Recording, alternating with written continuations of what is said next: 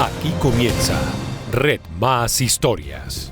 Hola, soy Jared Bedoya, bienvenidos a Red Más Historias. Desde ya queremos hacerle una invitación para que comente nuestros contenidos en redes sociales con las etiquetas numeral Buenos Cuentos y numeral Red Más Historias y a través del correo electrónico que aparece en pantalla. Comenzamos con una historia que tiene que ver con un tema muy polémico, la eutanasia.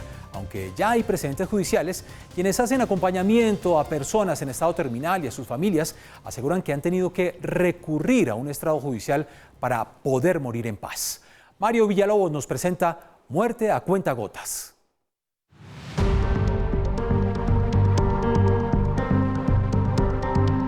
Jaime Patiño es escritor y conferencista y desde hace más de 10 años les hace acompañamiento a los moribundos y a sus seres queridos para que el proceso de partida sea más llevadero.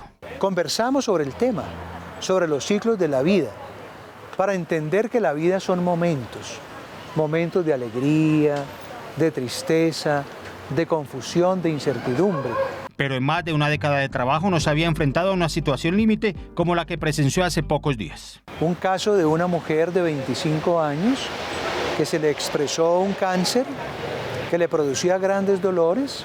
La familia tenía recursos económicos, fue llevada a los Estados Unidos, a Houston. Allá le dijeron con todos los exámenes, no hay nada que hacer, regrésese para Colombia para que trascienda en Colombia. Desesperada, la mujer pidió que le aplicaran el procedimiento de eutanasia y se llevó una sorpresa. Chocó contra el muro de la objeción de conciencia. Era tanto los dolores que ella tenía y la transformación de su cuerpo que pidió a través de una acción de tutela el morir dignamente. Cuando Jaime se puso en la tarea de averiguar por qué esa situación llegó a semejante límite, se dio cuenta de que el caso de esa mujer no era el único y que decenas de personas incluso se quedaban esperando una respuesta. Muchas veces ha pasado que una persona solicita a través de una acción de tutela el derecho a morir dignamente y cuando va a venir el pronunciamiento de la instancia judicial ya la persona ha muerto. La eutanasia está despenalizada desde 1997, cuando la Corte Constitucional, con ponencia del hoy fallecido magistrado Carlos Gaviria, dejó bien claro el escenario para acceder a ella. La Corte Constitucional delimitó a que tiene que ser un paciente con una enfermedad en etapa terminal, o sea, un paciente que tiene una enfermedad que es incurable con la tecnología que existe hoy en día, que es progresiva, incapacitante, deteriorante, le causa sufrimiento al paciente, a su familia, al equipo médico tratante y en términos generales su tiempo de vida esperado es no mayor a 6 meses. Es un derecho que tenemos las personas a no tener un sufrimiento innecesario cuando hay una circunstancia terminal. En ese orden de ideas lo reconoce la Corte Constitucional. Posteriormente, en 2018, el entonces ministro de Salud, Alejandro Gaviria, firmó una resolución en la que se reglamentaron, entre otras cosas, el tratamiento para los menores de edad y las condiciones para las conformaciones de los comités de ética que deben aprobar el procedimiento. Las familias siguen entendiendo que si el paciente pide la eutanasia es como que siente que no lo está queriendo mucho, que necesita más atención médica, más atención la persona, ¿cierto? No que está sufriendo y que no hay manera de aliviarlo. Pero en la práctica, las cosas no se están cumpliendo al pie de la letra. Por eso, tener que recurrir a la tutela, según expertos, es una abierta violación del derecho que tiene cualquier colombiano a morir de forma digna y en paz, porque apelar a una instancia judicial es incrementar la angustia y el dolor, pues el juzgado se demora en resolver la tutela mucho más tiempo que los médicos en aplicar la eutanasia. Es entrar en un trámite para que le protejan su derecho que va a durar al menos 10 días, si no más, dependiendo de lo que ocurre en primera o segunda instancia. Y no está gozando de un derecho fundamental. Es del tamaño de que el paciente, como tiene una enfermedad en etapa terminal, no puede ir a poner la tutela. Y tuvimos un caso en que la EPS decía, pero es que son las hermanas las que lo están pidiendo, la eutanasia por la paciente, pues que la paciente no podía parar de la cama. Hoy decenas de familias siguen esperando la resolución de un comité de ética sobre la aplicación de la eutanasia, mientras sus seres queridos se enfrentan a dolores físicos insoportables, a un deterioro de su salud mental y a una apremiante angustia de quienes los ven agonizando paulatinamente y sin esperanza.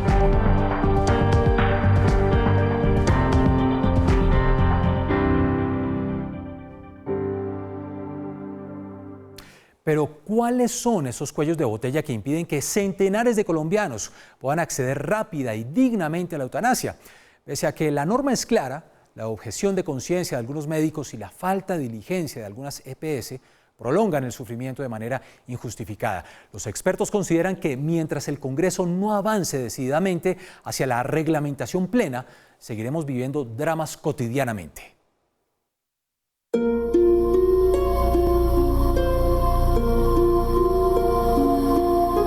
Cuando despenalizaron la eutanasia en Canadá, a los 6 meses iban más o menos 1.500 casos reportados de eutanasia. En Colombia llevamos 5 años con la eutanasia despenalizada y hay reportados en el Ministerio de Salud no más de 65 casos. Esa cifra dibuja contundentemente lo que los conocedores califican como un laberinto sin salida, que prolonga el dolor de quienes están a la espera de que les practiquen la eutanasia. Para ellos, es claro que hay varios factores que agravan la situación. El primero es el trámite de solicitud de la eutanasia, que está plenamente reglamentado, pero que en algunos casos no se cumple. Una vez se diligencia, el hospital debe agilizarlo sin demoras. El médico tratante le dice como aquí no se hace, y la gente se va como un borrego diciendo es que ahí el doctor me dijo que aquí no se hace, ¿cierto? Donde el doctor, cuando corrobora que el paciente tiene una enfermedad en etapa terminal, que el paciente tiene capacidad mental suficiente para tomar esa decisión, ¿cierto? Para entender que si le aplican la eutanasia se va a morir. Debe recibir la solicitud y llevarla ante el Comité de Muerte Digna, que debe haber en todas las IPS de segundo, tercer y cuarto nivel en este país. La norma indica que una vez se hace la solicitud, la IPS debe convocar un comité, conformado por un médico, un psicólogo y un abogado, que deben dar respuesta en un plazo perentorio.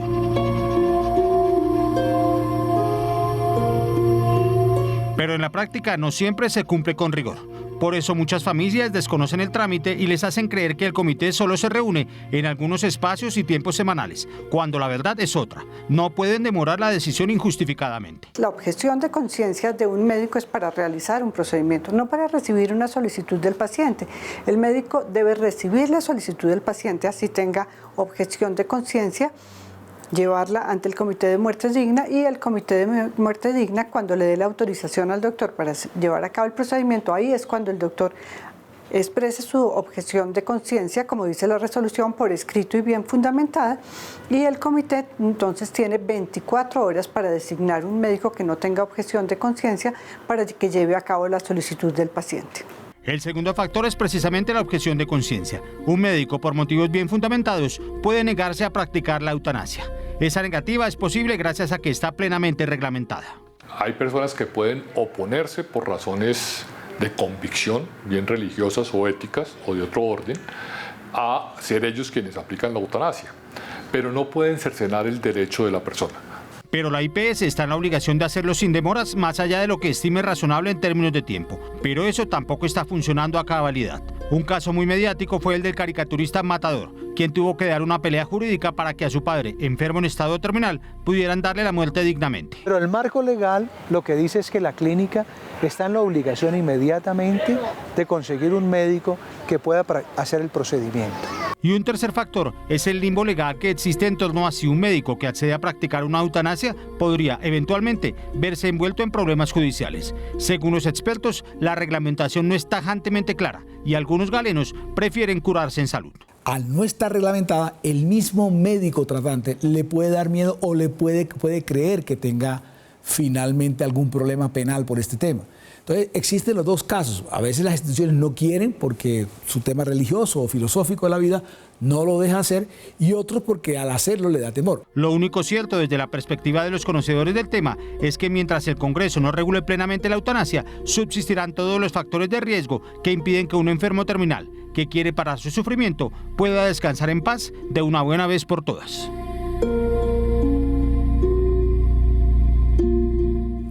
Pese a que hay iniciativas para zanjar definitivamente los vacíos jurídicos en torno a la eutanasia, no han prosperado en el Congreso.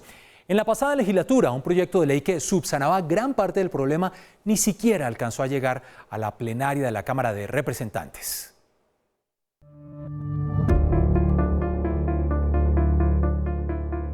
Aquí viene una cosa perversa. La persona que es de estrato 6, que tiene una mamá o un familiar donde ya le quedan 10, 15 días, sí se le puede aplicar la eutanasia, porque el médico es amigo, porque la clínica le hace el favor y se le hace, y sin registrarlo. Pero la persona que es de estrato 1, 2 y 3, que lo quiere hacer, no lo puede hacer. lo mismo pasa con el aborto, lo mismo pasa con la dosis mínima, todo ese tipo de situaciones. El senador Armando Benedetti habla sin tapujos sobre lo que, según dice, pasa casi a diario en clínicas y hospitales. Y eso sucede, entre otras cosas, desde la perspectiva de otros juristas, porque además de que no hay reglas de juego claras, en Colombia no existen las condiciones para que la eutanasia sea aceptada socialmente. Colombia ha sido un país que se ha puesto al día porque lo ha anulado la comunidad global. Pero hay, digamos que muchos sectores de la sociedad que por razones de tradición, por valores religiosos o por valores morales, se muestran reacias a esos cambios. Tienen que entender que la sociedad está cambiando. De hecho, la instancia que debería reglamentar definitivamente la eutanasia es el Congreso, pero jamás lo ha hecho. Y los pocos avances en esa materia se deben a la decisión firme de la Corte Constitucional de amparar un derecho que es considerado fundamental, el derecho a morir dignamente. El escenario natural para la discusión de esos nuevos derechos, llamémoslos sociales, es el Congreso de la República, y los avances tienen que tener sustento político.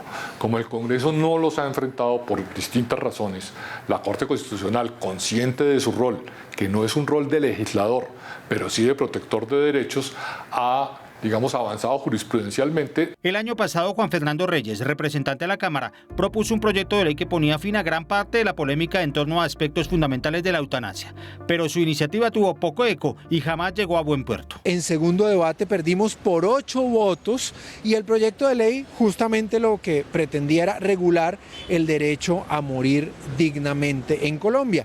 Y allí garantizábamos la objeción de conciencia, por supuesto, pero una vez el médico presentara la objeción de conciencia, la entidad debería rápidamente solucionar la petición del paciente, poner a otro médico y realizar el procedimiento de inmediato.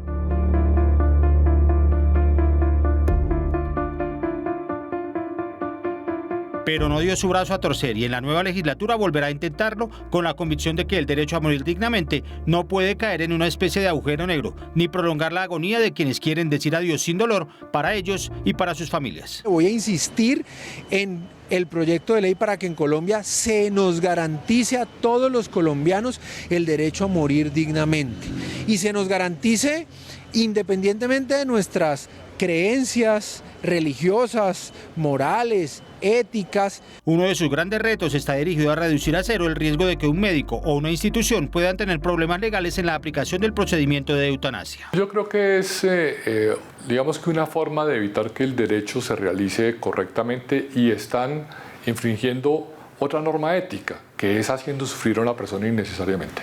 En últimas, lo que busca es que las citaciones a los comités se den sin miedo y de esa manera puedan aprobar las eutanasias dentro de los tiempos previstos y sin excusas. Para que haya seguridad jurídica, para que se establezcan de manera clara los pasos a seguir para realizar el procedimiento y acceder a él, por supuesto. Pero mientras eso pasa, decenas de personas están condenadas a seguir sufriendo inhumanamente o a recurrir a una tutela que les permita tener un poco de paz en su lecho de muerte.